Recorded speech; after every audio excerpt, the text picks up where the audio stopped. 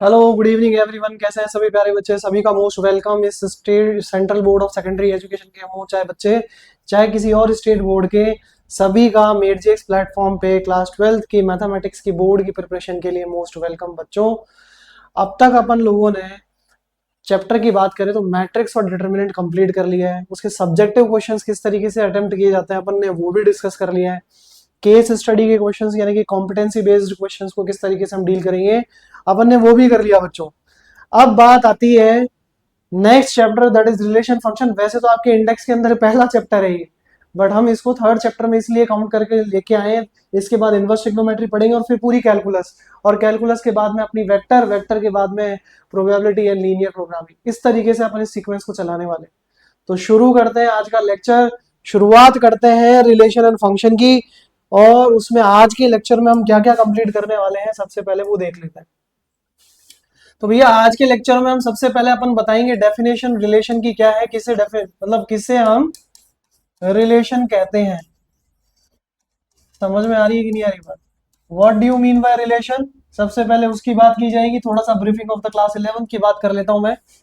उसके बाद मैं बताऊंगा कि what is the domain range. अच्छा, उससे भी पहले अगर हम बात कर ले तो क्यों ना कार्टेशियन प्रोडक्ट की बात कर ली जाए। ऑर्डर पेयर कार्टेशियन प्रोडक्ट क्या होता है तो बेस्ट होगा।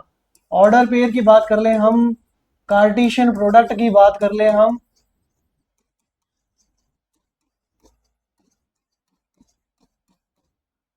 उसके बाद हम आएंगे फिर रिलेशन पे, और रिलेशन में हम डेफिनेशन भी देखेंगे और टाइप्स भी देखेंगे जो हमने क्लास 11 तक पढ़े थे।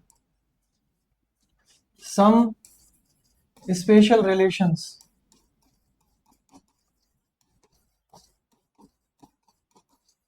ठीक है। इसके बाद अपन क्या करने वाले हैं भाई, इसके बाद अपन देखने वाले हैं, इसके बाद अपन देखने वाले हैं टाइप्स ऑफ रिलेशन की हम बात करें, और डोमेन रेंज भी देखेंगे हम, है ना। डोमेन रेंज भी रिलेशन के अंदर हुआ करती है बेटा। तो डोमेन रेंज क्या होता है, को डोमेन किसे कहते हैं, इन टर्म्स ऑफ अगर हम बात करें रिलेशन की, स्पेशली उसकी बात कर रहा हूं मैं। उसके बाद हम देखेंगे भैया types of relation, types of relation, और types of relation according to mapping करने वाले हैं हम, ठीक है। According to mapping types of relation क्या होने वाला है। फिर उसके बाद मैं यहां पे लेके आऊंगा आपके लिए number of relations, number of types of relation, number of relations, ठीक है, वो अपन देखने वाले हैं। तो शुरू करते हैं। सबसे पहला पॉइंट, ऑर्डर्ड पेयर क्या होता है, कार्टेशियन प्रोडक्ट किसे कहते हैं, वो अपन शुरू करते हैं। उसी से समझते समझते थोड़ा सा क्लास 11th का जो रिलेशन का ब्रीफिंग है वो करेंगे। फिर उसके बाद हम क्लास 12th रिलेशन पढ़ेंगे और उसके टाइप्स पढ़ेंगे। क्लियर है? According to mapping. तो पहला टॉपिक ही लेते हैं। पहला टॉपिक आता है हमारे पास में ऑर्डर्ड पेयर। तो उससे पहले मैं कार्टेशियन प्रोडक्ट समझाता हूँ कि कार्टेशियन प्रोडक्ट क्या होता है। कार्टेशियन प्रोडक्ट क्या है और क्या मतलब है उसका। कार्टेशियन प्रोडक्ट किसको कहते हैं, क्या होता है कार्टेशियन प्रोडक्ट, वो देखो। तो भैया कार्टेशियन प्रोडक्ट हमारे पास में अगर हम बात करें किसे बोला जाता है, let us take two non empty set, let us take two non empty sets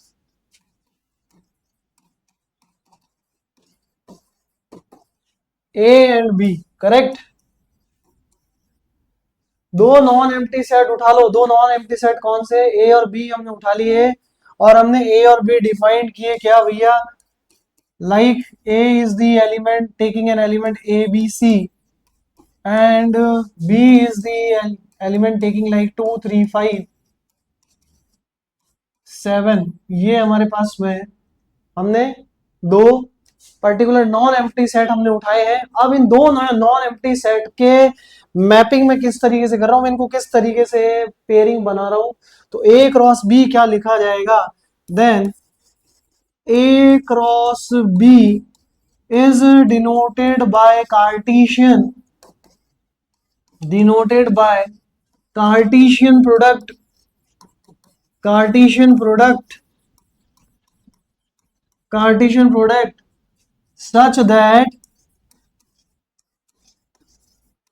that A belongs to capital A and B belongs to capital B, A comma B belongs to, या x comma y लिख लो, या x comma y indicate कर दो, x belongs to capital A and y belongs to capital B, where x comma y belongs to A cross B always, जो भी x है, for every x, for all x and for all y, x comma y belongs to A cross B is known as Cartesian product, जिसमें x comma y is termed as x comma y, x comma y को क्या बोलेंगे भैया, x comma y is termed as ordered pair, क्या भाई, ordered pair, मतलब क्या हुआ भाई, means appearance of x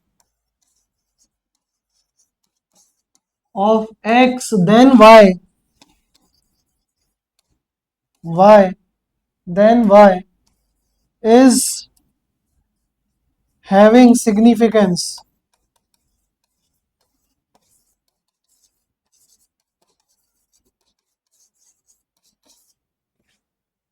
appearance of x and y in order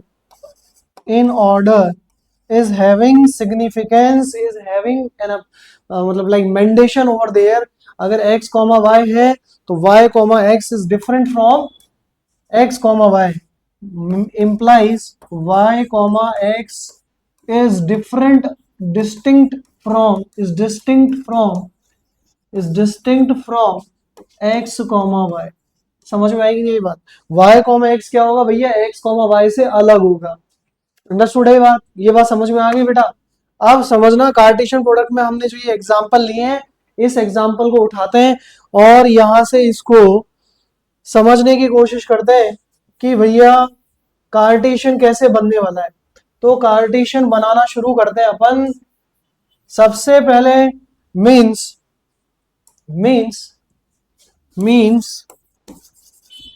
in x, y x belongs to A and y belongs to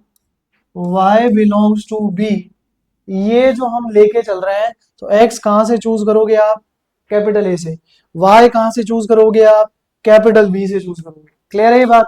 अगर ऐसा है और फर्स्ट एलिमेंट आपका ए बी सी होगा, सेकंड एलिमेंट y आपका 2 3 5 7 होगा, तो ऑर्डर्ड पेयर क्या पॉसिबल हो सकते हैं, ए क्रॉस बी का मतलब ये नहीं है कि ए के एलिमेंट को बी के एलिमेंट से मल्टीप्लाई करना है, A cross B doesn't means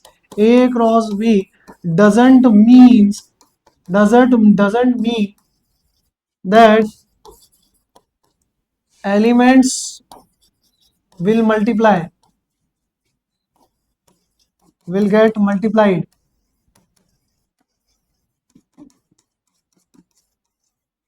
It means only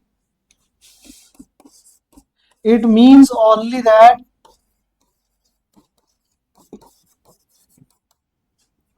elements of A are written in an order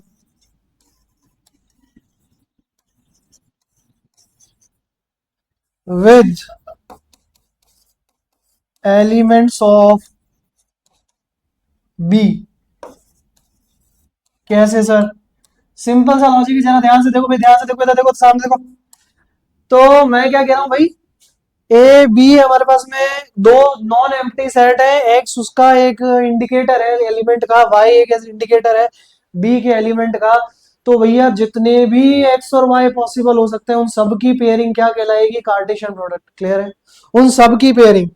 तो मैं ये कह सकता हूँ ए क्रॉस बी क्या बन जाएगा, ए क्रॉस बी सर बन जाएगा हमारे पास में पहला ए की पेयरिंग 2 3 5 7 के साथ, A comma 2 B A,3, A,5, A,7, yes और नो। इसी तरीके से B,2, B,3, B,5, B,7, इसी तरीके से C,2, C,3, C,5 and C,7, ये सारे क्या है भैया, ऑर्डर्ड पेयर है। तो सर ये जितने भी ऑर्डर्ड पेयर आप ही कहना चाहते हो बी क्रॉस ए और ए क्रॉस बी अलग अलग होंगे? बिल्कुल अलग अलग होंगे, यही मैं समझाने की कोशिश कर रहा हूं, यही आपको समझना भी है। Yes yes, A cross B, A cross B is not equal to B cross A, where A and B are distinct. A and B are distinct sets. Distinct sets. समझ में आएगी नहीं आएगी कहानी? तो भैया कहने का मतलब ये है कि ए क्रॉस बी क्रॉस ए के बराबर नहीं होगा। अब अगर आपको बी क्रॉस ए भी निकाल के बता देता हूँ तो आपको कहानी समझ में आ जाएगी कि क्यों दोनों अलग हुए। सिंपल सा लॉजिक है, जैसे मान लो मैंने ए क्रॉस बी में लिखा था शुरुआत A2, A3, A5, A7, यही सब लिखा ना भाई, चेक कर लो। सेम इसी तरीके से जब मैं आप लिखूंगा तो लिखूंगा 2,A, 2,B एंड 2,C, इसी तरीके से 3,A, 3,B एंड 3,C, इसी तरीके से 5,A, 5,B एंड 5,C, इसी तरीके से 7,A, 7,B and 7,C। Correct है क्या भाई? ये आपको क्या लेना पड़ेगा, यहाँ पे बताना पड़ेगा किस तरीके से अपने को लेके चलना है कार्टेशियन प्रोडक्ट। अब आप खुद देखो, ये जो अपन ने कार्टेशियन प्रोडक्ट लिखा और ये जो कार्टेशियन प्रोडक्ट लिखा दोनों अलग अलग नहीं है। आराम से हम डिस्टिंग्विश कर सकते हैं कि भैया ए क्रॉस बी और बी क्रॉस ए अगर distinct a set A B से डिस्टिंक्ट है तो आसानी से हम कह सकते हैं कि ए क्रॉस बी भैया 100% बी क्रॉस ए से अलग होगा। होगा कि नहीं होगा? बोलो, सही कह रहा हूं ना मैं? चलो आगे देखो बेटा, आगे ये मैं कहना चाह रहा था कि अब ये तो था कि कार्टेशियन प्रोडक्ट किसे कहते हैं। करेक्ट, ऑर्डर्ड पेयर का मतलब भी समझ में आ गया। कभी कोई ये कहते हैं कि दो ऑर्डर्ड पेयर बराबर है, if equality of two ordered pair, equality of two ordered pair, दो ऑर्डर्ड पेयर की इक्वलिटी क्या होती है? दो ऑर्डर्ड पेयर की इक्वलिटी तब होल्ड करती है अगर मैंने a कॉमा बी को बराबर बता दिया x कॉमा वाई के साथ, तो भैया इंडिविजुअली पहला एलिमेंट पहले एलिमेंट के और दूसरा एलिमेंट दूसरे एलिमेंट के बराबर होगा। तभी मैं क्या कह पाऊंगा कि yes these two ordered pair are equal. Correct, आगे समझ में? अब आगे चलो, आगे हम लेके आते हैं नेक्स्ट कॉन्सेप्ट, दैट इज भैया रिलेशन क्या होता है। यूं तो कहने को लेमैन लैंग्वेज में हम रिलेशन को सोशल रिलेशन से भी समझ सकते हैं, बट मैथमेटिक्स के सारे क्वेश्चन सारे एग्जांपल्स में आप सोशल बिहेवियर से थोड़ी समझोगे। जैसे फॉर एग्जांपल हम कहते हैं कि घर में हम रिलेशंस हमारे सबके अलग अलग डिफाइन होते हैं, जैसे एक पापा का बेटे के साथ में, पापा का बेटे के साथ में, मम्मी का बेटे के साथ में, मम्मी का बेटी के साथ में। तो ये एक लिंक है बिटवीन टू पर्संस। यस और नो? कि भैया एक फीमेल है और एक मेल है, उस मेल के साथ माँ बेटे के रिलेशन से लिंक्ड है। तो ये रिलेशन हो गया। रिलेशन का एक बॉन्डिंग का एक वजह, एक कॉज हम क्या डिफाइन कर रहे हैं कि the female is mother of that particular boy. Yes और नो? तो उसी तरीके से मैथमेटिक्स की दुनिया में भी रिलेशन होते हैं। अब उन रिलेशंस को अगर डिफाइन करना है तो दो चीजें हैं। पहले तो आपके पास में एक सेट दूसरा सेट दोनों नॉन एम्प्टी सेट होने चाहिए। इससे इसके बीच में कोई एक ऐसा कनेक्शन होना चाहिए मैथमेटिकल जिससे मैं इन दोनों को डिफाइन कर सकूं, या फिर डायरेक्ट रिलेशन ऑर्डर पेयर में डिफाइंड हो। क्या ये बात समझ में आती है? दूसरी बात, जो सेट ए से सेट बी के अंदर लिंक ढूंढेगा उसको हम डोमेन कहते हैं, और जो लिंक मिल जाएगा उसको हम रेंज कहते हैं। जरूरी नहीं है कि रेंज सारे ही एलिमेंट बन जाए, और लेकिन जो अगर मैंने यहां से डिफाइन कर दिया तो वो ही एक्स उठ के आएगा जो कि रिलेशन के कंडीशन को डिफाइन कर पाएगा। तो शुरू करते हैं। सबसे पहले relation, it is a link between two non empty set. It is a link between two non-empty sets A and B such that the relation which is denoted by the relation which is denoted by R is always a subset or equal set of the Cartesian of A cross B. समझ में आई नहीं है? दो non empty set लिया आपने ए और B, दो non empty set define किए हैं, तो रिलेशन क्या होगा भैया? रिलेशन ए से बी में if R is defined from A to B, then R is nothing but subset or equal set of the given Cartesian product of the A and B non-empty sets. Clear है चीज? अब मैं आपको example पे उतर के आता हूँ. Following the condition of the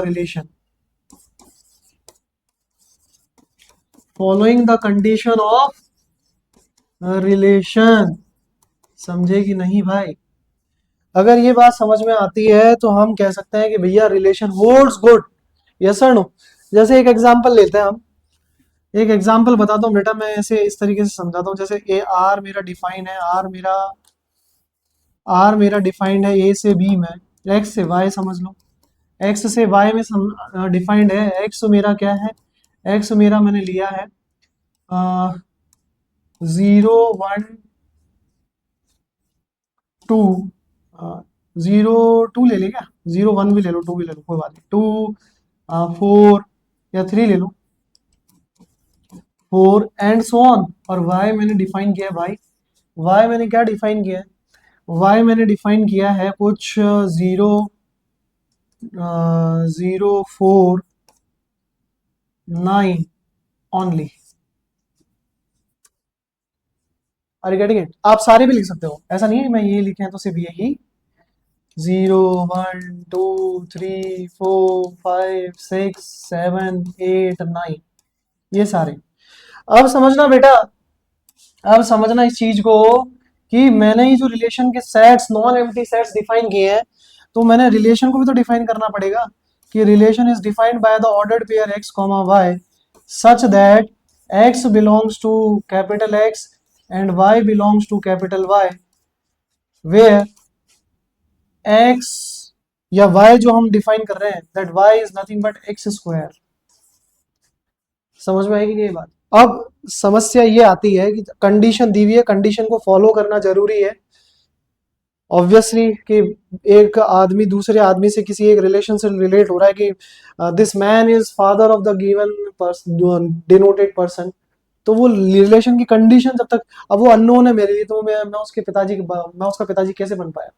yes और नो? Are getting this? कि कोई अनजान ही है, किसी दूसरे देश का रहने वाला, मैं इस इंडिया का रहने वाला, कैसे आई कैन कनेक्ट?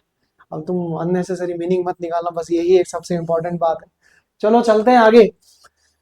तो कहने का मतलब फिर यहाँ से x उठाऊंगा मैं, ऑब्वियसली उठाएंगे सर.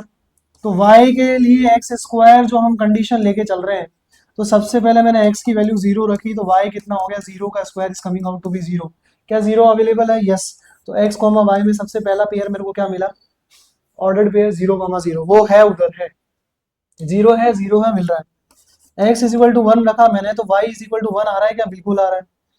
तो यहाँ से 1, 1 भी बन रहा है. क्या इसी तरीके से मैंने x इज इक्वल टू 2 रखा, तो y इज इक्वल टू 4 आ रहा है कि? जरा चेक करो, 4 है क्या? बिल्कुल है. तो यस 2, 4 भी कहीं ना कहीं दिख ही रहा है. इसी तरीके से मैं कह सकता हूँ कि अगर मैंने x इज इक्वल टू 3 रखा सर, तो y इज इक्वल टू मेरे को 9 मिल रहा है क्या? मिल रहा है. इसी तरीके से मैंने x इज इक्वल टू 4 रखा, तो क्या y इज इक्वल टू मेरे पास में 16 मिल रहा है क्या? नहीं मिल रहा. तो y इज इक्वल टू 16 नहीं मिल रहा, तो 4, 16 is not the pair in the relation. तो रिलेशन के अंदर पेयर क्या क्या है? रिलेशन के अंदर पेयर मेरे पास आ गए 0, 0 1, 1 1, 1 2, 4 एंड 3, 9. समझ में आएगी नहीं ये बात?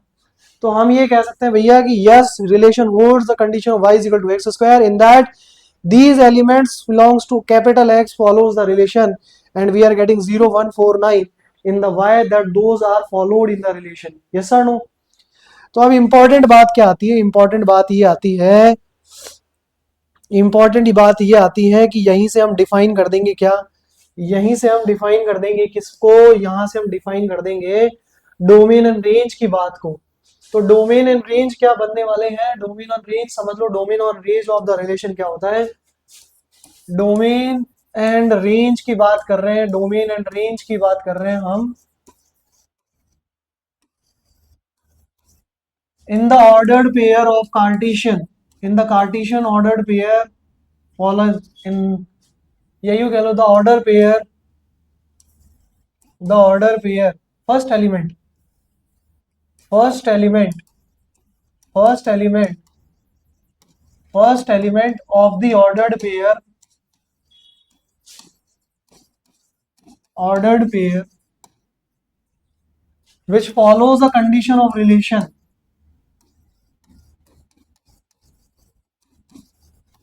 follows the condition of relation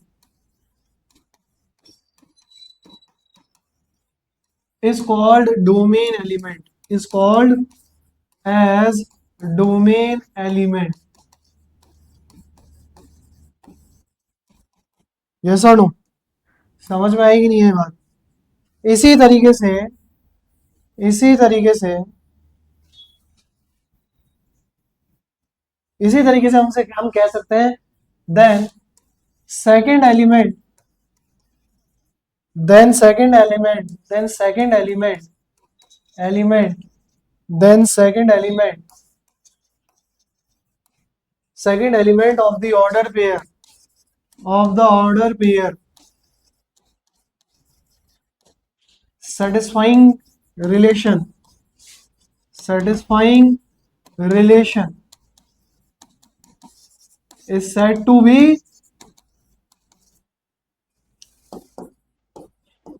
range. Clear है क्या? and the set, and the set to which range belongs, range belongs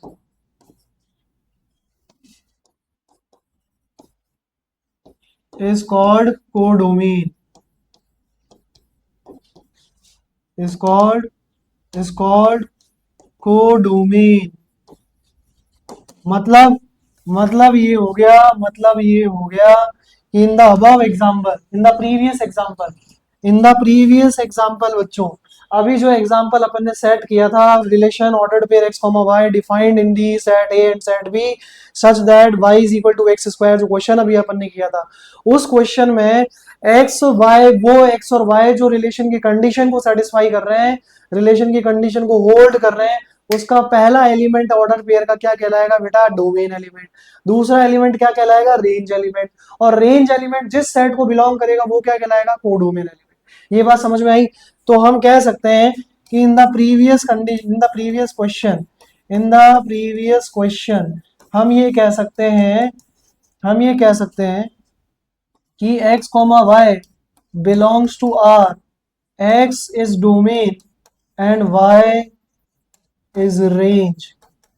yes or no? तो वो एलिमेंट ऑफ x, वो एलिमेंट ऑफ, वो एलिमेंट यहां हम ये कह सकते हैं डोमेन एलिमेंट क्या हो जाएंगे, यहां हमारे डोमेन एलिमेंट हो जाएंगे 0 0 1 2 3. करेक्ट क्या? आया कि नहीं आया समझ में? और को डोमेन तो पूरा सेट होगा, तो को डोमेन सेट पूरा का सेट बी का भी हो जाएगा. तो रेंज कौन होगा, रेंज में हमें सिर्फ वो एलिमेंट मिलेंगे जो कंडीशन को सेटिस्फाई करेंगे. और कंडीशन को कौन कौन सेटिस्फाई कर रहा है, 0 1 4 एंड 9. यस सर, आया कि नहीं आया समझ में? इस तरीके से हम कह सकते हैं कि ये हमारे को डोमेन एंड रेंज बनने वाले हैं. अब आ जाओ थोड़ा फटाफट जल्दी से हम यहाँ डिफाइन कर देते हैं क्या भाई, जल्दी से हम यहाँ डिफाइन कर देते हैं. Empty relation, non universal relation, empty relation क्या होता है, और मैपिंग के हिसाब से कितने टाइप के रिलेशन हमारे पास में है, और फिर हम फर्दर चलेंगे number of relations of the various types, और इक्विवेलेंस क्लास और इक्विवेलेंस रिलेशन किसको कहते हैं. तो आ जाओ बच्चों, शुरू करते हैं। सबसे पहले हम यहाँ डिफाइन करना कि एम्प्टी रिलेशन क्या होता है। एम्प्टी रिलेशन बोल लो, वॉइड रिलेशन बोल लो, ठीक है। एम्प्टी रिलेशन बोल लो, वॉइड रिलेशन बोल लो, या नल रिलेशन बोल लो, एक ही मीनिंग है इन सब का।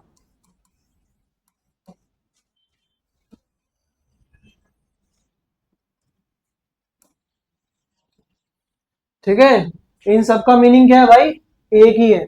तो मेरा कहने का मतलब क्या हुआ, एम्प्टी रिलेशन, वॉइड रिलेशन, नल रिलेशन, जिसकी भी आप बात कर रहे हैं, ये एक ही चीज के बारे में बोल रहे हैं। क्या बोल रहे हैं, a relation R is said to be empty, a relation R is said to be empty, said to be empty if and only if and only if it is defined in two non-empty sets A and B. It is defined in two non-empty set, defined in two non-empty set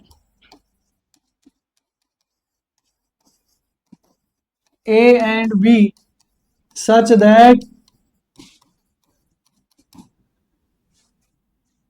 there is no order pair, there do not exist any order pair, there do not exist any order pair for R, for relation. अब समझने वाली बात है, relation भी हमने define कर दिया और ऑर्डर पेयर भी नहीं मिल रहा है, ऐसा कैसे पॉसिबल है सर। एग्जांपल देखो कि मैंने भैया सेट ए डिफाइन किया है कुछ, लेट सपोज, बहुत कॉमन सा एग्जांपल हमेशा मैं बच्चों को देता हूँ। पहले तो मैं रिलेशन डिफाइन करता हूँ। ये रिलेशन मैंने डिफाइन किया है, order pair of A comma B such that A belongs to capital A, B belongs to capital B, where A square plus B square is equal to 0।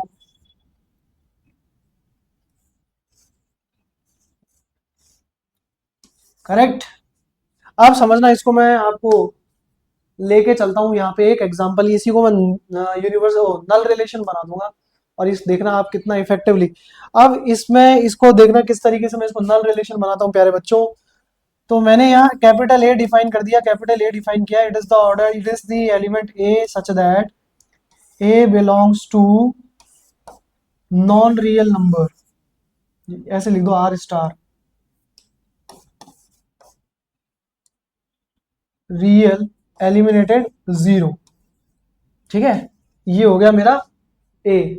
इसी तरीके से B अगर मैं डिफाइन करूं B, तो ये बनने वाला है मेरे पास B such that B belongs to real number minus 0। Clear है कि नहीं, आया कि नहीं आया समझ में। अब समझना, आगे समझना बेटा, ए मेरे पास में ये है, बी मेरे पास में ये है, और वो कहना चाह रहा है ए स्क्वायर प्लस बी स्क्वायर क्या हो जाए भाई, 0 हो जाए।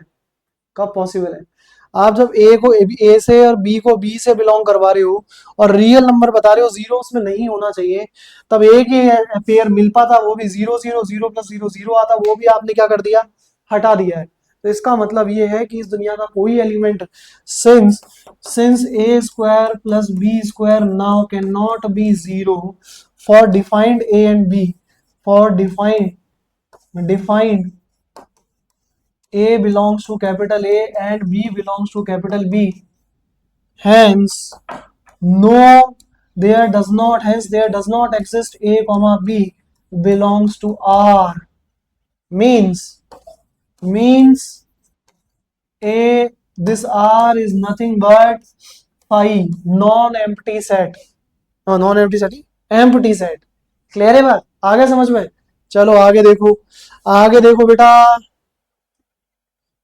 फिर यूनिवर्सल सेट बनाना फिर इजी हो गया। अगर इतना ही है तो यूनिवर्सल सेट बनाने में क्या ही दिक्कत आएगी। तो यूनिवर्सल सेट क्या होता है, यूनिवर्सल सेट नहीं, universal relation.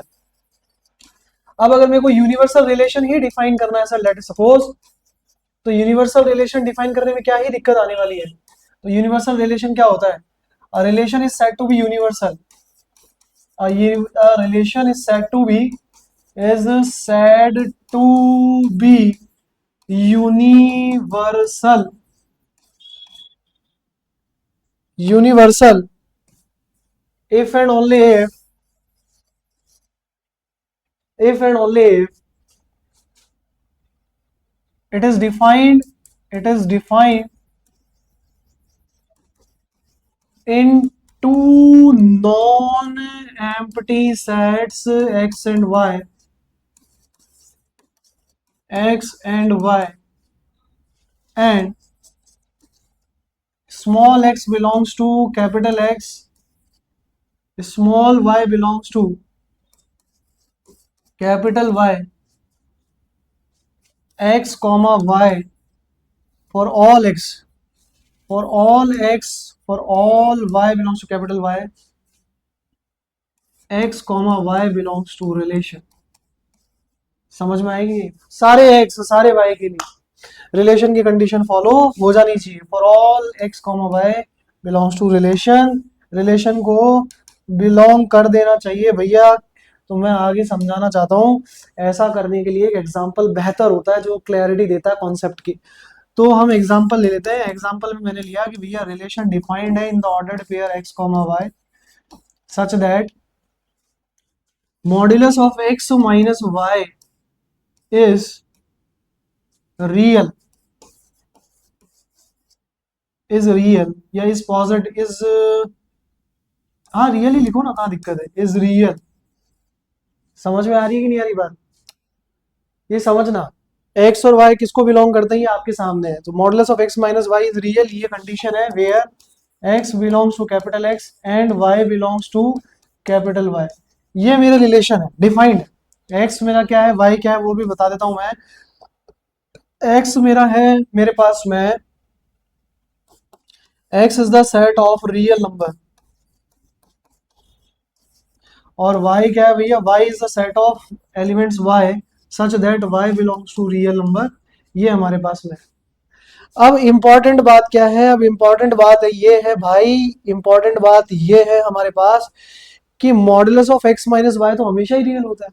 Since modulus of x minus Y is always real, is always real for all x belongs to, for all x belongs to capital R, capital R, for all x belongs to capital R and y belongs to capital R। समझ में आएगी नहीं आई बात? hence hence R is universal।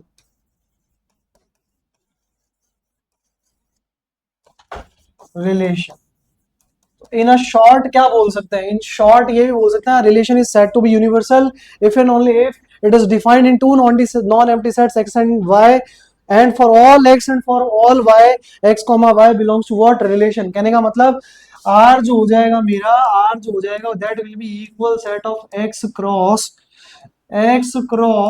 y। आया कि नहीं आया समझ में?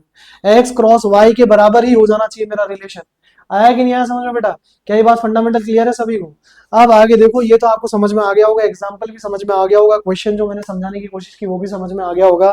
अब मैं आगे बढ़ता हूँ टाइप्स ऑफ रिलेशन पे अकॉर्डिंग टू मैपिंग।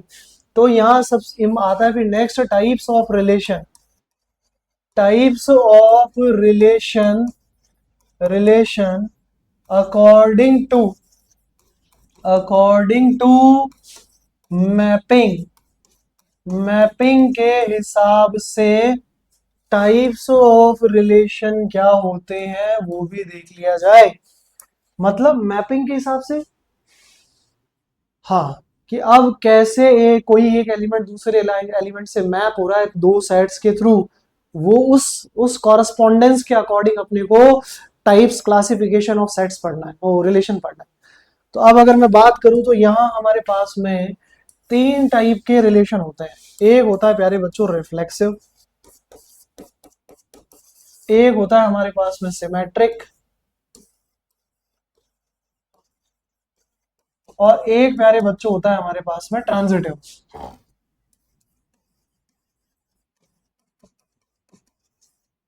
समझ में आ रहा है कि नहीं आ रहा है? तो ये हमारे पास में प्यारे बच्चों तीन टाइप के सेट्स होते और रिलेशंस होते हैं according to mapping of the sets from one set to another set, correspondence from one set to another set, assignment of one set to another set. हमारे पास तीन टाइप की मैपिंग होती है रिलेशन के अंदर, रिफ्लेक्सिव, सिमेट्रिक और transitive. और इन तीनों के एक साथ मर्ज होने पे, तीनों के एक साथ मर्ज होने पे हमें मिलता है इक्विवेलेंस रिलेशन। अगर कोई एक रिलेशन तीनों कंडीशन सेटिस्फाई कर जाता है, तीनों टाइप के रिलेशन बन जाता है, रिफ्लेक्सिव हो, सिमेट्रिक हो, ट्रांजिटिव हो, तो वो रिलेशन क्या कहलाएगा भैया? वो रिलेशन कहलाएगा आपका इक्विवेलेंस रिलेशन। तो वन बाय वन शुरू करते हैं। सबसे पहला लेते हैं, सबसे पहला लेते हैं भैया रिफ्लेक्सिव रिलेशन। तो आ जाओ, रिफ्लेक्सिव रिलेशन क्या होता है? रिफ्लेक्सिव रिलेशन क्या होता है? रिफ्लेक्सिव रिलेशन किसे कहते हैं वो समझो। A relation is reflexive always. A relation is reflexive always. हमेशा रिफ्लेक्सिव हो। कौन कौन कब कौन? एक रिलेशन कब रिफ्लेक्सिव है? A relation is reflexive always.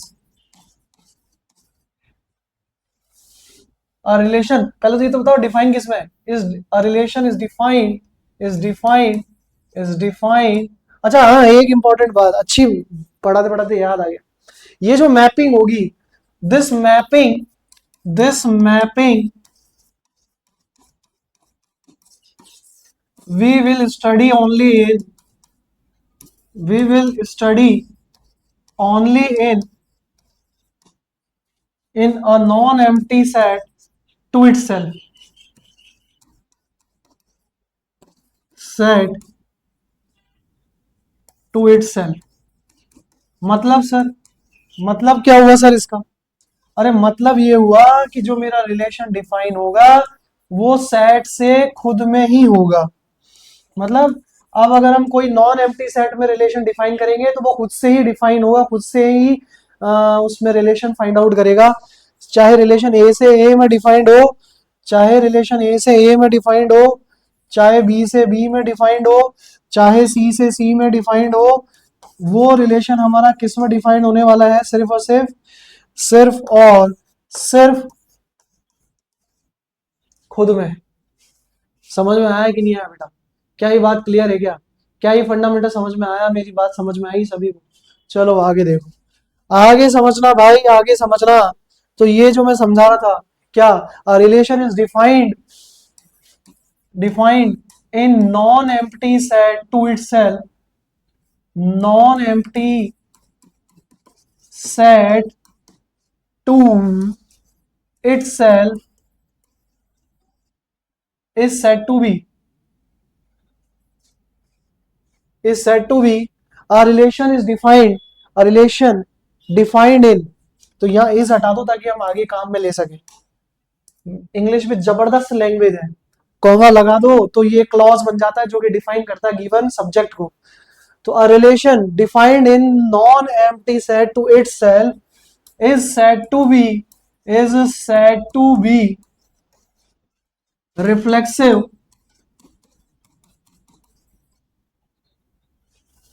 for all A defined in non empty set. Capital A लिख लो या फिर कुछ और लिखना चाहते हो और लिख लो, हाल फिलहाल तो डिफाइन करना पड़ेगा।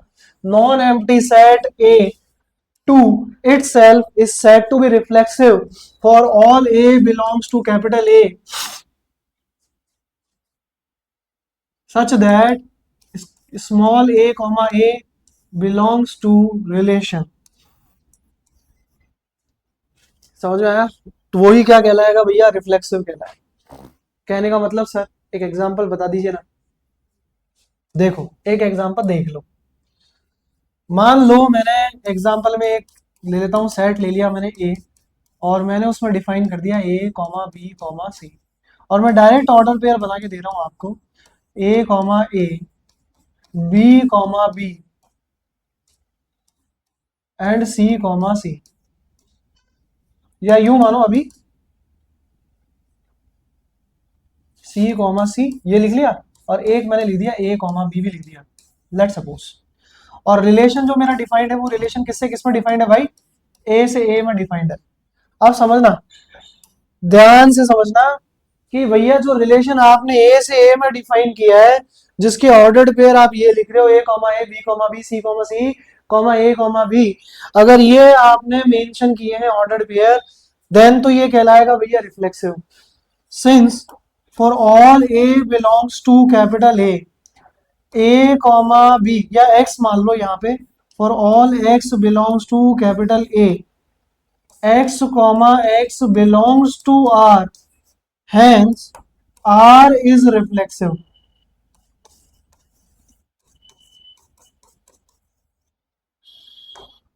समझ में आया कि नहीं आया, कोई डाउट? चले आगे। अब देखना, ये तो रिफ्लेक्सिव हो गया।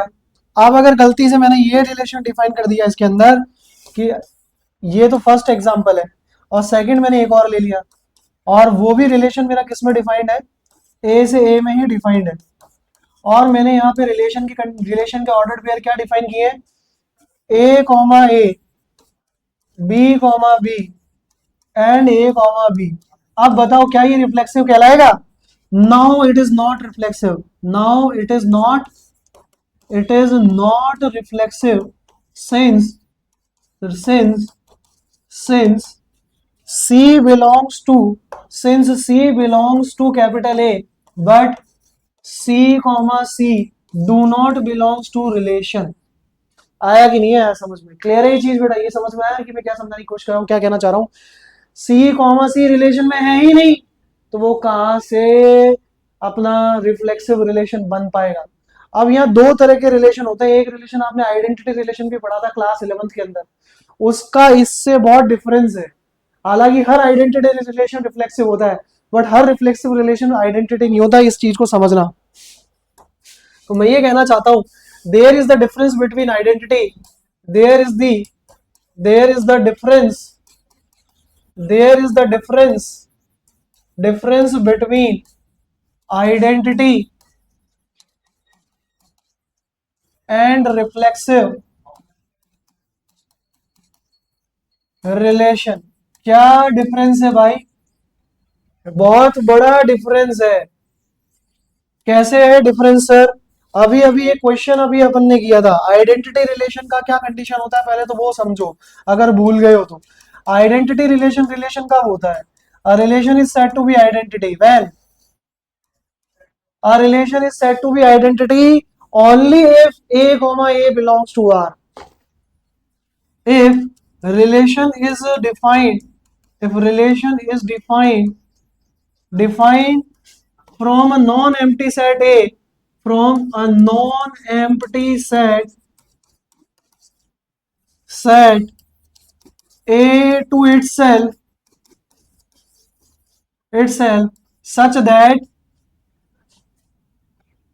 for all A, defined to itself, for all A belongs to capital A, only A comma A belongs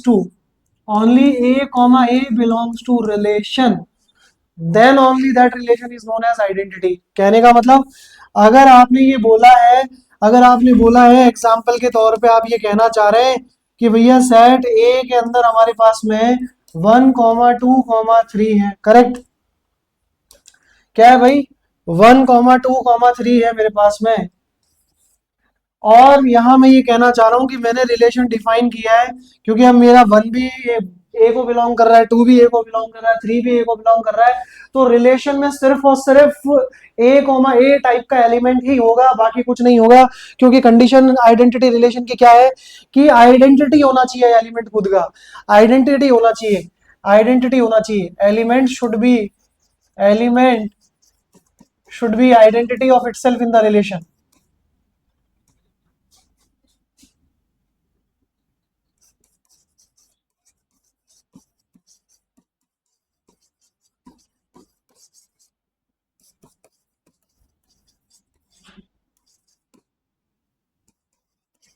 अब बेटर ये होगा, शुड की जगह हम क्या लगा लें, मस्ट लगा लें, तो और भी ज्यादा clarity. Must be image in range of itself in the relation.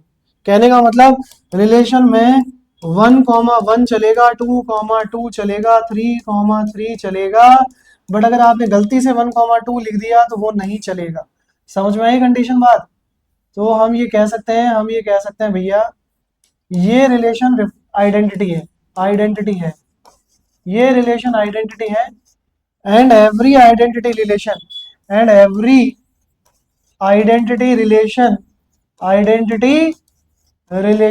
Identity relation, बेटा एक भी नहीं, मैं सारों की बात कर रहा हूं। जितने भी वर्ल्ड में आइडेंटिटी रिलेशन होंगे वो सारे के सारे क्या होंगे? Reflexive. Every identity relation is reflexive, but converse is not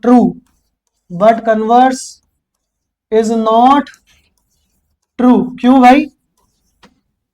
converse is not true, converse true होने वाला नहीं है। क्यों नहीं है ट्रू होने वाला भाई?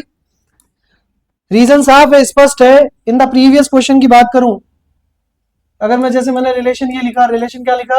अगर सेट ए मेरा डिफाइंड है 1, 2, 3 और मैंने ये रिलेशन बना दिया 1, 1, 2, 2, 3, 3 और एक पेयर मैंने और लिख दिया दैट इज 1, 2, तो it will be a reflexive relation. Yes, it will be a reflexive relation, but it won't be identity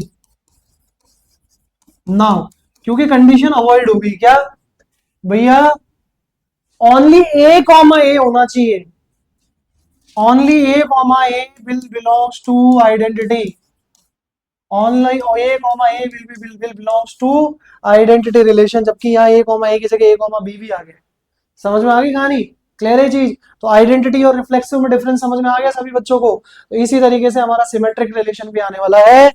देखो बेटा, तो सिमेट्रिक रिलेशन क्या होता है, जरा ध्यान से देखना। सिमेट्रिक रिलेशन क्या होता है? सिमेट्रिक रिलेशन क्या होता है?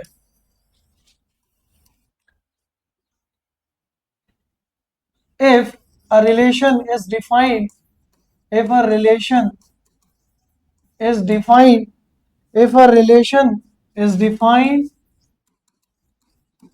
from a non-empty set A to itself such that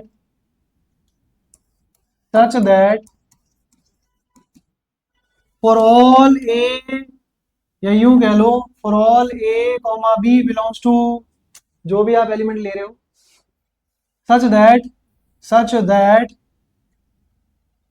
A, B, for all A, B belongs to capital A B belongs to relation. If A, B belongs to relation, then B, A should be there in the relation. Should be there in relation. समझ में आएगी ये भाई बात? अगर ये बात सभी को समझ में आ जाती है तो आगे देखो किस तरीके से अपने को इसको सिंप्लीफाई करना है। तो हम ये कह सकते हैं कि रिलेशन की कंडीशन क्या हो गई? सिमेट्रिक रिलेशन की कंडीशन कि जो भी A, B बिलोंग कर रहा है किसको? सेट A को, सेट A से A में ही मेरा रिलेशन डिफाइंड है जो कि नॉन एम्प्टी सेट है A, तो भैया रिलेशन सिमेट्रिक कहलाएगा। कब कहलाएगा सिमेट्रिक? अगर A, B मेरा रिलेशन के अंदर है तो वही B, A भी मौजूद होना चाहिए। क्लियर है? आ जाओ एक एग्जांपल लेके बताता हूं। देखो एक एग्जांपल देखो, रिलेशन मैंने डिफाइंड किया है, रिलेशन मैंने, एग्जांपल देखना प्यारे बच्चों, एग्जांपल देखना। एग्जांपल में क्या लेके आ रहा हूं, एग्जांपल देखना। Relation is defined for the order pair L1, L2 such that L1 is perpendicular to L2 where L1 and L2 belongs to the set A. Or what is set A? Set A is nothing but it is the collection of It is the collection of line L such that L is a straight line on a plane. Clear है क्या? अरे simple सा logic है. इसका मतलब क्या हुआ? इसका मतलब ये हुआ, if L1 comma L2 belongs to relation means L1 is perpendicular to L2. वो तो दिया हुआ है कंडीशन के अंदर, ये तो है. तो अब इससे मैं इंप्लाइज कर सकता हूं, implies L2 is perpendicular to L1, implies L2 comma L1 also belongs to relation. समझ में आया कि नहीं आया? Hence R is symmetric. खत्म बात, इतना सोचना ही नहीं. क्लियर है क्या भाई? आया समझ में? चलो, कब सिमेट्रिक नहीं होगा सर, उसका एग्जांपल भी देख लो. कब सिमेट्रिक नहीं होगा वो भी समझ लो, नहीं तो फिर बोलोगे कि सर सिमेट्रिक नहीं हुआ, ये तो पता है नहीं आपने सिमेट्रिक कब नहीं होता है. तो मैं ये कह सकता हूँ, जब सपोज करो कि रिलेशन मैंने डिफाइन किया किसी सेट ए के अंदर, ए सेट मेरा 1 2 3 ले लो तुम तो एग्जांपल, करेक्ट. और मैंने इसमें कहा कि भैया सपोज करो कि मेरा एलिमेंट है 1,1 यानी कि ऑर्डर पे है 2,2 3,3 डिफाइंड है, या मत लो ये सब भी. मैंने कहा कि 1,2 है, 2,3 है, करेक्ट, और 2,1 है. क्या ये रिफ्लेक्सिव है? अरे 1,2 है, 2,1 है, बट 2,3 है तो 3,2 नहीं है ना. Since 1,2 is there, 2,1 also belongs to relation, 2,3 belongs to relation, but 3,2 does not belong to relation, hence not symmetric. Hence not symmetric. Symmetric नहीं है भाई. अब सिमेट्रिक नहीं है. समझ में आई कि नहीं आई बात? तो इस तरीके से आपको समझ में आ गया होगा किस तरीके से रिलेशन को सिमेट्रिक, किस तरीके से रिलेशन को नॉट सिमेट्रिक की कंडीशन में काउंट किया जाएगा. अंडरस्टूड है क्या? आ जाओ ट्रांजिटिव पे, कि ट्रांजिटिव रिलेशन किस तरीके से हम डिफाइन करेंगे. तो ट्रांजिटिव की अगर हम बात करते हैं, ट्रांजिटिव रिलेशन के बारे में अगर हम बोलेंगे, तो ट्रांजिटिव रिलेशन को किस तरीके से हम बताएंगे वो चेक करना जरूरी है. If a relation is defined, if a relation is defined from set A to itself, from a non-empty set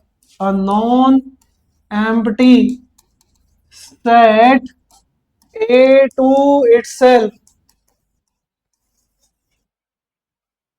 will be called as transitive only when कब जब A, B तो भैया रिलेशन में हो एंड B, C भी relation में हो, और इंप्लाइज करें कि A, C will also belong to relation, then R is transitive.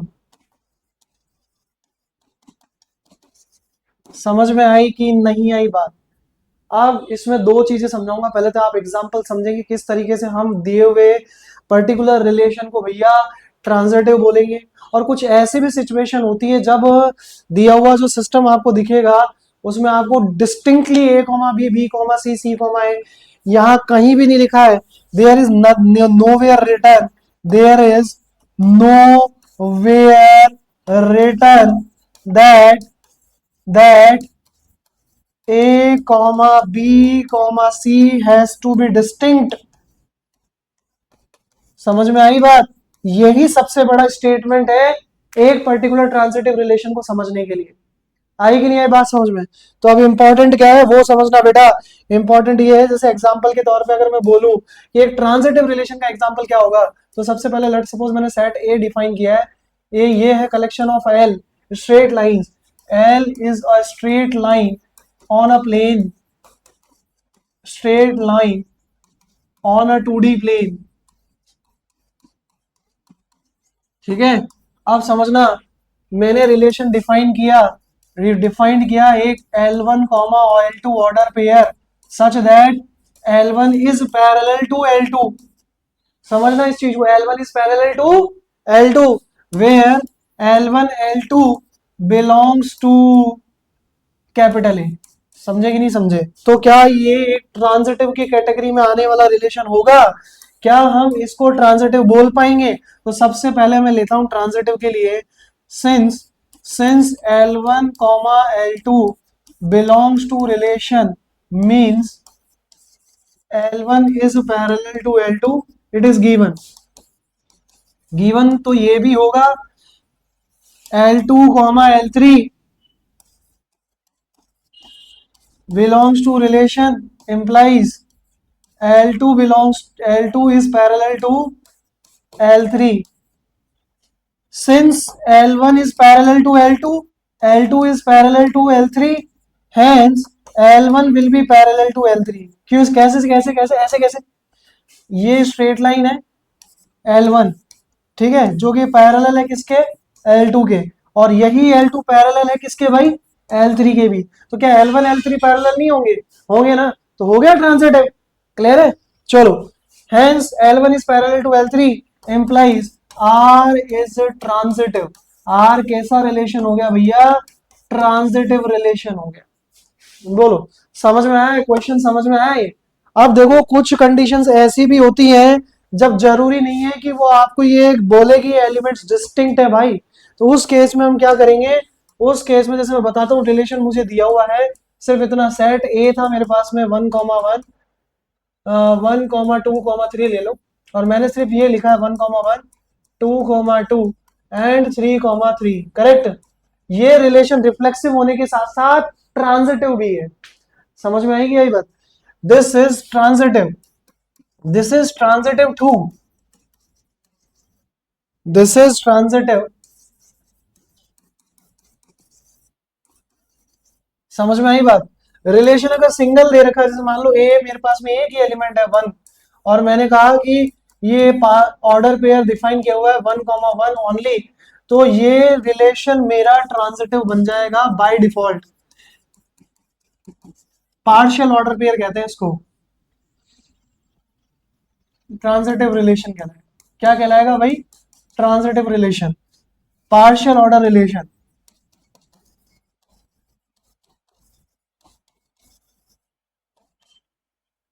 समझ में आएगी नहीं ये बात?